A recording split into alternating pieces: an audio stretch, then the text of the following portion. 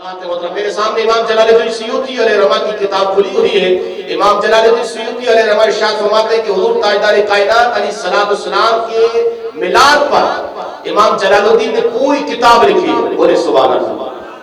اب کتاب لکھنے کا مقصد کیا ہوتا ہے؟ کہ کتاب ایسے تو نہیں لکھی جاتی کہ کوئی بھی چیز لکھی جاتی ہے تو اس کے لیے مواد چاہیے ہوتا ہے، اس کے اندر لکھنے کے لیے کوئی ایسی چیز چاہیے ہوتی ہے جس چیز کو وہ ثابت کر رہا ہو۔ تو امام جلال الدین سیوطی علیہ رحمہ وہ امام ہے جس سے 72 مرتبہ حضور کا دیدار بیداری میں ہوا ہے۔ یہ امام جلال الدین سیوطی علیہ رحمہ ارشاد فرماتے ہیں میلاد کا اجتماع کرنا یہ بدعت حسنہ ہے۔ بولے سبحان اللہ۔ امام جلال الدین سیوطی فرماتے ہیں کہ میلاد کا اجتماع کرنا یہ بدعت حسنہ میں سے جس کے کرنے والے کو ثواب ملتا ہے۔ بدعت حسنہ کہہ کے فرمایا کہ جس کے کرنے والے کو ثواب ملتا ہے، کیونکہ اس میں نبی کریم علیہ السلام کی قدر و منزلت کی تعظیم اور آپ کی ولادت باسعادت پر خوشی اور مسرت کا اظہار کیا جاتا ہے۔ اب امام جلال الدین سیوطی سے پوچھا جائے تو جناب صدیق اکبر نے تو نہیں کیا، فاروق اعظم نے تو نہیں کیا، عثمان غنی نے تو نہیں کیا، مولا علی نے تو نہیں کیا۔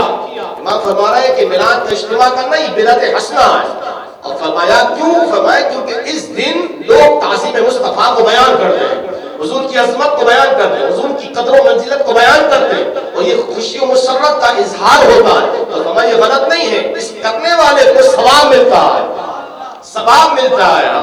حضور کا ذکر سننے سے ثواب ملتا ہے، حضور کا ذکر کرنے سے ثواب ملتا ہے۔ امام جلال الدین سیوطی نے پھر ایک شرعی مسئلہ بھی بیان کر دیا۔ خوشبو کے لیے امام جلال الدین نے ایک شرعی مسئلہ بیان کر دیا۔ فرمایا میلاد کو کیا کیسے جائے، کس طریقے سے کیا جائے؟ امام فرماتے ہیں تلاوت قرآن پاک کی جائے، تلاوت قرآن پاک کی جائے، حضور کی ولادت باسعادت کے تذکرے کیے جائیں۔ بولیے سبحان اللہ۔ کھانا کھلایا جائے، امام لکھ رہا ہے، امام جلال الدین سیوطی علیہ رحمہ لکھ رہا ہے، فرمایا کہ کھانا کھلایا جائے، تلاوت قرآن پاک کی جائے، حضور کی سیرت پہ گفتگو کی جائے، حضور کی ولادت باسعادت پہ گفتگو کی جائے۔ اپنی حکیمان سے بتا میلاد میں ہوتا کیا ہے؟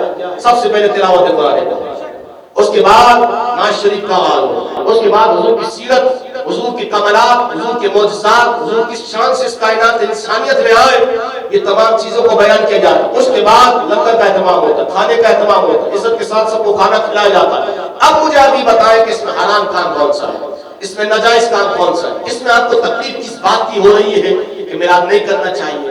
آپ کی بات ہی غلط ہے، قرآن نہیں پڑھنا چاہیے، حضور کی نعت نہیں پڑھنی چاہیے، حضور کی سیرت پر بیان نہیں کرنا چاہیے، حضور کے معجزات بیان نہیں کرنا چاہیے۔ میں نے کہا نادان، یہی تو میلاد مصطفیٰ ہے، یہی تو میلاد مصطفیٰ